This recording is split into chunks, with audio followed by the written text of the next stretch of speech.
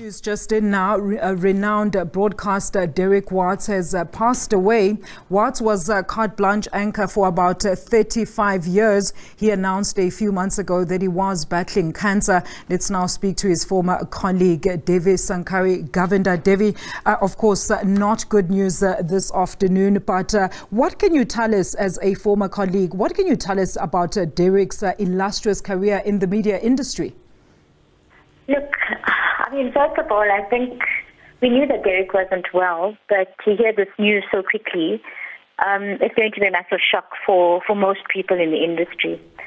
What I remember of Derek, and we worked together for 18 years at carte blanche, is, this guy truly loved his country. His work ethic was unsurpassed. This was somebody who was willing to put his life on the line and to go out and get the baddies. And I enjoyed quite a close relationship with him, I think mainly because when I started off at carte blanche, I was a young journalist, so-called untested, untried. People knew me in KZN, but not on a national circuit. And here was Derek Watts, this guy I had grown up watching for most of my life, who wasn't shy to support and to encourage. And I think those are really big deals in an industry that can often be seen as quite tight-knit. Look, Devi, at this stage, we know, of course, probably the details for his funeral and memorial service are quite scant. But what can you tell us around that? I have no idea about any kinds of arrangements. I think the news just broke literally not even an hour ago. So in terms of those arrangements, no clue. I'm quite sure that MultiChoice will issue a statement quite soon, and they will then, I think, share the details. Devi, look, we understand that a while back he did announce that he was battling cancer. Can you tell us about how he passed away? Was he surrounded by his loved ones? I have absolutely no idea. Like I'm saying, the news just broke not even an hour ago, so I'm not sure what the circumstances were. I know that Derek wasn't well and that he retired a couple of weeks ago from broadcasting. A statement was sent out. I do know that.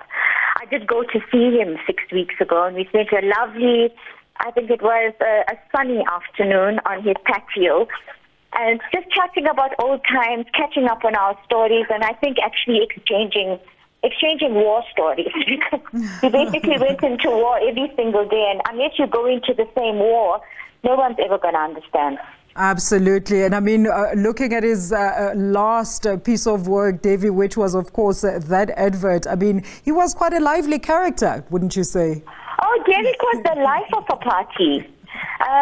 No two ways about that. Here was somebody who enjoyed life. Here was somebody who celebrated life. And I think it's maybe because somebody like him did live on the edge. You walk into some of those circumstances and, still doing it, not knowing how it was going to end. And a very, very warm sense of humor. Devi, thank you so much for sharing some of those sentiments. And of course, we expect that a full statement regarding his funeral as well as memorial services will be communicated as soon as they become available.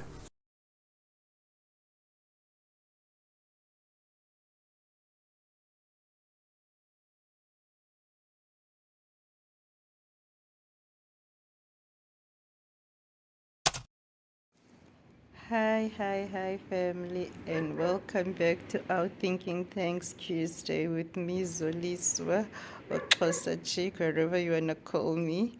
Hi, family, welcome back to Thinking Thanks Tuesday. I'm sorry about the bad sound today because it's windy and I've got my dog just barking up a storm outside. So if I sound bad today or the audio is bad, please forgive me. But anyway, thank you, family, for all the love, the support, and thank you to all the new family members which have joined us to welcome. I really appreciate the support and the love. And I can see that we are slowly but surely growing. And as you all know, Thinking Thanks Tuesday, what it's all about, it's about current affairs, trending news topics, news which are making headlines, and so on. So we discuss news. That's how boring we are here. We talk about news. For example, we've got our regional suspects, which we all feature every week, or they are our most daily features. And then we also have, maybe we'll grab some new discussion or topics along the way, depending on what's happening around us or what's the latest news. As we say, we discuss news, so it could be current, or sometimes we do go to international, and also we do go to other African countries as well. So without wasting any time, family, like any other week, our topic this week, obviously, will be Senzo Meyiwa. As you all know, Senzo Meyiwa, matter is still in the courts. And then also in the courts, we'll go to Omotoso. And then from Omotoso, we go to Babita, and then we look at the BRICS summit. We know that the news which are making a hoo-ha all around us is the BRICS summit. What's the latest? And then we go to the Niger coup, and then we go to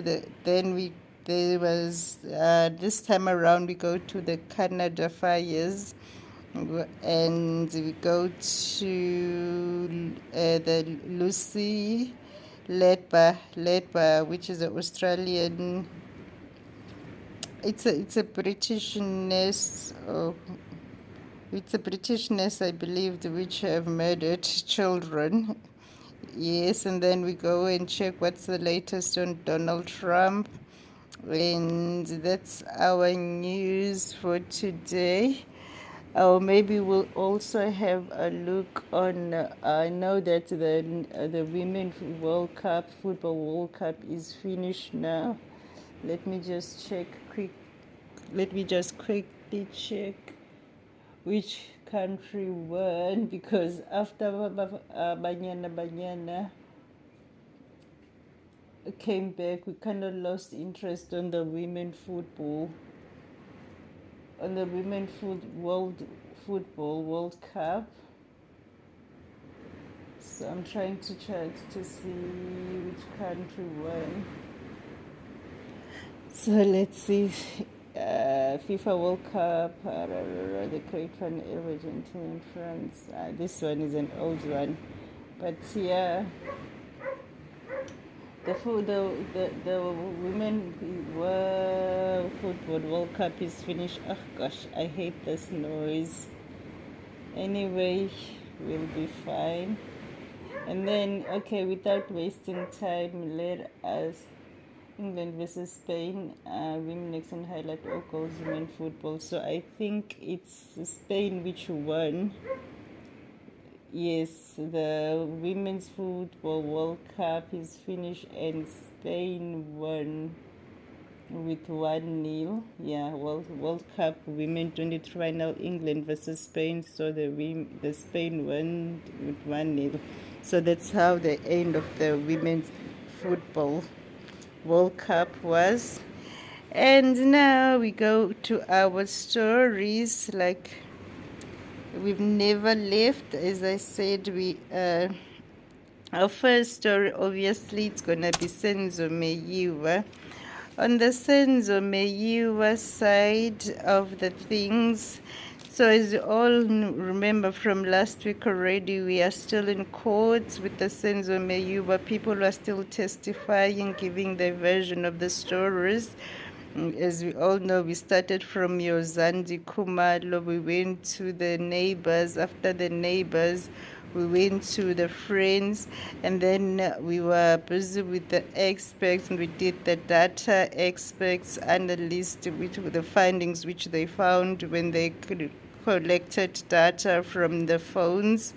We also heard their version of the story, and also how certain information or communication didn't add up without the data was collected, or the phones were not really implicating the actual person because they were not really recutting that person's name and so on. After we left it from the data experts, we were also back to the friends which were there in the house, still them telling their side of the story of what happened to Senzo. And we went back to now maybe the investigation side, the police, how the police handled the matter, and we are still there on how the police are handled the matter when it came to Senzo's case.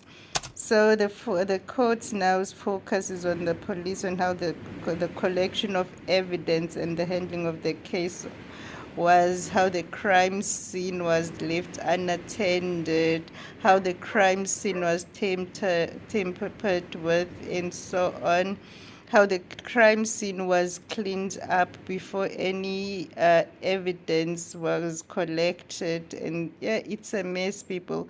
So when it comes to Senzo Meyiwa's case now, the spotlight is on the police side of the matter, how the police collected the evidence, what happened, because we hear some other shocking events whereby the police will come to the crime scene and then leaves the crime scene unattended to go attend another crime scene, and how the police stored the evidence from that crime scene. And yeah, people, I really don't know what to make of the Senzo Meyiwa's case, because I'm not sure is that the ignorance behind how we do our work as South Africans, or was there really something bigger than what actually meets the eye? Because you can't be that careless and you can't be that ignorant that you won't understand how to do your work correctly. And when you are put under cross examination, you kind of feel like you are attacked when you are shown certain loopholes or certain guidelines which were not followed when certain things were handled or were not handled. Because, for example, the collection of the evidence and the crime scene. The crime scene was left unattended. There were no fingerprints taken. There were no ballistic tests done on the people in the house to see if there's no gun residue and so on. All of those things were not done, and at the end of the day, there's supposed to be somebody which is a detective or somebody which is supposed to investigate the case. What are the criteria for our law enforcement or police when they get to a crime scene? Isn't it first to secure the crime scene, make sure that nobody now gets to have access to that, because now whatever is going to be done there, it's going to be seen as evidence, or it's going to be taken as evidence. So when it comes to those matters, what really happened? How was that not done on Senzo Meyiwa? And how, because even last week you also had to hear about it on the phone records and so on, when they were doing the test with the phone records, how the record shows that there was no police called after what happened to Senzo, because everybody was saying, but the first reaction will be to call the police when something like this happened. But none of those people in that house thought of calling the police. Yes, they went to go drop. They took Senzo to the hospital themselves, and then even on the way to the hospital, nobody thought of calling the police to report the crime, because apparently it is a robbery if somebody comes into the house and shoots somebody. And I'm not sure, did the people take anything? Maybe they took a phone or something. So wasn't that supposed to be reported as a crime? So my people didn't remember to call the police when they were taking Senzo to hospital, and also when the police got to the crime scene, they also did their own fumbles and really didn't really do justice with Senzo. So at the present, that's what we're still hearing on Senzo. It's still the last time when I checked, we're still hearing from, I forgot the detective's name. We'll say, if I remember, we'll try to write it somewhere. He was still giving his side of the story of what happened or what didn't happen according to the Senzo saga. So we still continue watching the Senzo matter like hawks, and yes, we're still trying and hoping that justice will prevail on the Senzo Meyiwa case. And yeah, we move on. On the next case, which was still in the courts, in the courts in PE, which is now Gqeberha, we are still busy with Timothy Omotoso. It says Cheryl Zondi back on the standstill continue detailing her horrific ordeal with Nigerian pastor Timothy Omotoso. So we remember Timothy Omotoso is the pastor which manipulated his congregation to sexual exploitations and so on, human trafficking, and yeah. So what's happening in his matter now here, as we know that we were in the courts as well last week looking at his case. Okay, it says here the state wrapped up its rape and human trafficking case against televangelist Timothy Omotoso and his two co-accused Lusanda Sulani and Zukiswa Sito in the High Court in Gqeberha today. Collectively, they face 63 charges. Also, they're all facing together, they are facing 63 charges. The state called 14 witnesses. The matter has been remanded to the 4th of September for the legal teams to present their heads of argument. So the matter has been remanded to the 4th of September for the legal teams to present their heads of argument. So that's what is going on with Timothy Omotoso's case and with his co-accused. So there will be, maybe we'll see them again on the 4th of September. And we move on. And then also last week we also checked on the Babita Diokran matter, which we know that she was gunned down after becoming a whistleblower by reporting a fraud and so on case which was happening in the Tembisa hospital. So she was gunned down. So it says on that matter 6 men were sentenced for her murder. So the 6 gunmen or the 6 people which are involved in murdering her were sentenced for her murder. But then on the same breath is, sorry, I'm trying to press this. But on the same breath is the person which ordered the hit is still unknown. So that's what we know about Babita. The person which called the hit is still unknown. And then we move from there, from Babita's story to, let's see, today we seems to be moving fast because there's not much going on. I can seems to okay, Omotoso, we are done. Okay, we are Omotoso, Babita. Oh, the BRICS Summit. So we all know this week, I think tomorrow, we are hosting BRICS Summit, and already some of the BRICS leaders and the diplomatic friends which were invited already in the country.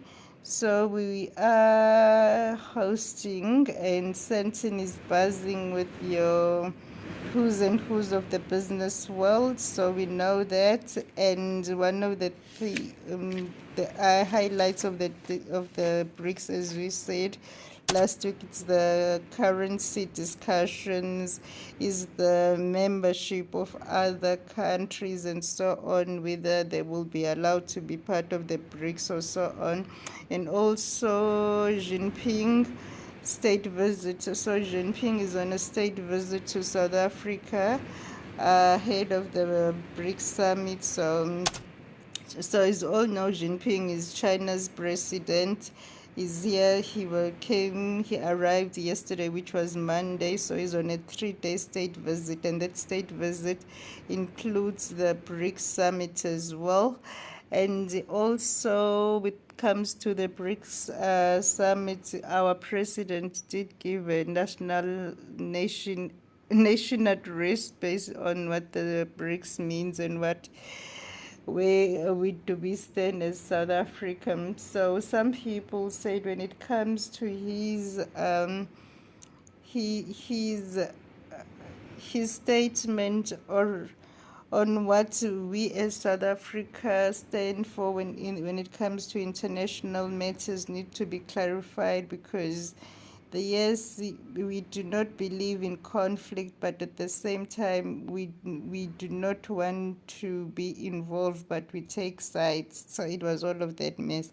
So whoever this BRICS summit is contributing towards, we hope it's also good for South African economy. Hopefully won't be slaves of other people's economy, as South Africa will also have our center stage on saying our voice and putting our country on the map. Yeah, people, that's what we are excited about. We're excited about the BRICS coming to town, or BRICS in town. And then after the BRICS, we still got the public prosecutor shortlist. They're also still busy with that. Nothing new, nothing wow. We're still looking to see who is going to get the job as the public prosecutor. Hopefully, it's not my suspect. So that one will blow me away, because I'm already know the results in my head. But then, let me not be that girl. And then we go to the Niger coup. With the Niger coup, nothing much has changed yet. Let me see. It says the Niger coup. Supporters of junta respond overwhelmingly to calls for volunteers. So the junta apparently called people to come and volunteer, and people overwhelmingly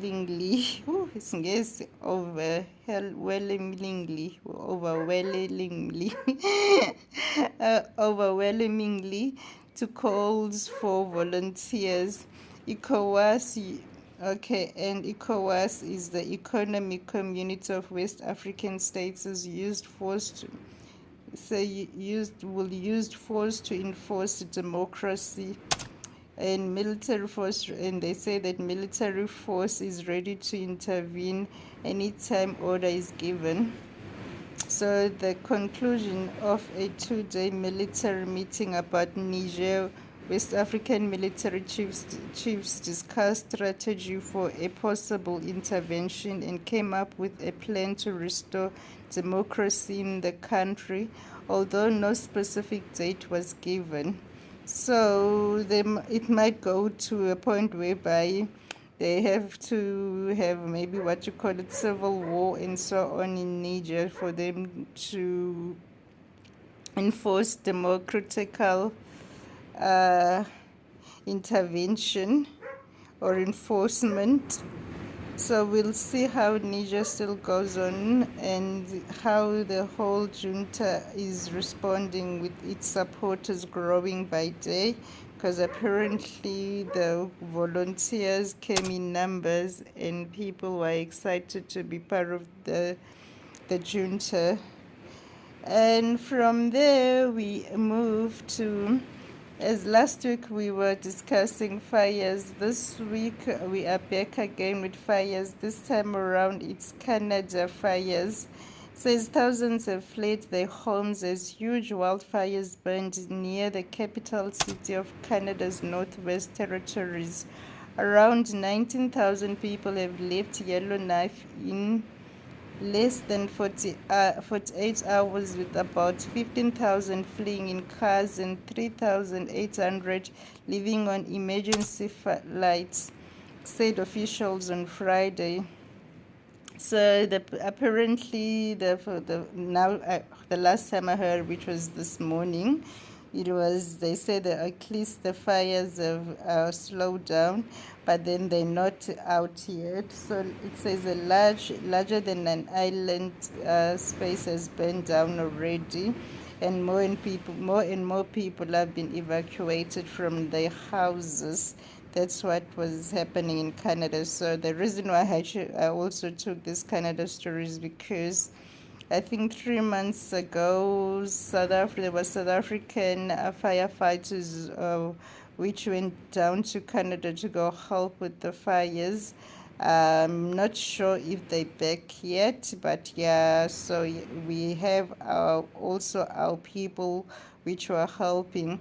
And from my understanding, this fire was started by a lightning or something, but it's still going on.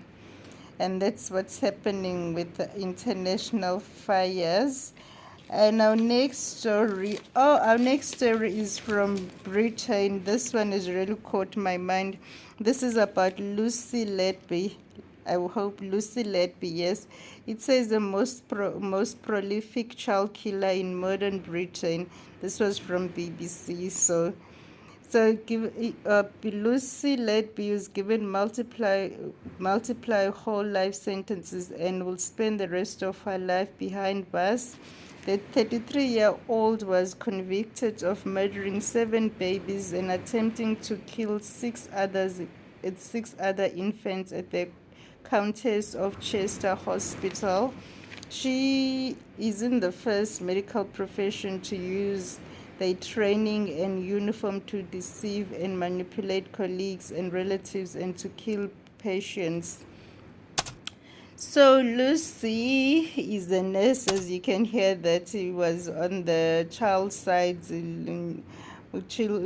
side of midwife side of the hospital. So I don't know how to explain this really. So between 2015 to 2016, she managed to kill 7 babies and attempted to murder 6 babies.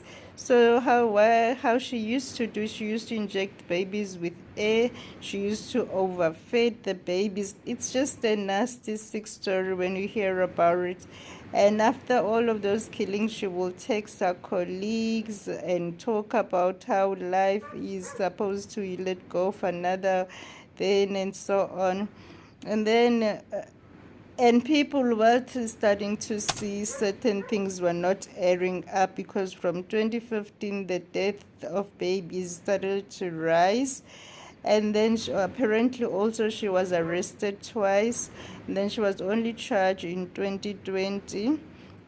And then when they went to a house to go check and search the house when she was already arrested, they found notes written about confirming the murders and how she's a bad person, how she did all of those bad things to those children, how she's a bad person and so on. But it's just a sad mixed story how a nurse which is supposed to protect life, take care of life, is the one which is killing and destroying the children. And you can imagine how the mother of the children feel.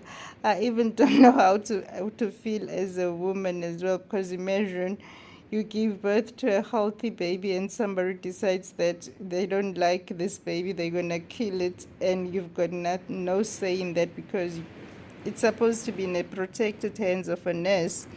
So yeah, people, that was the other story which caught my mind. It was the Lucy Ledby story, the nurse killer, prolific child killer. Okay, it's a child killer, a nurse which is a child killer. So that's what shocked me about her and the story. And also Lauren Dickerson. Lauren Dickerson also guilty of murdering her 3 daughters. The reason why this story also caught my mind is that Lauren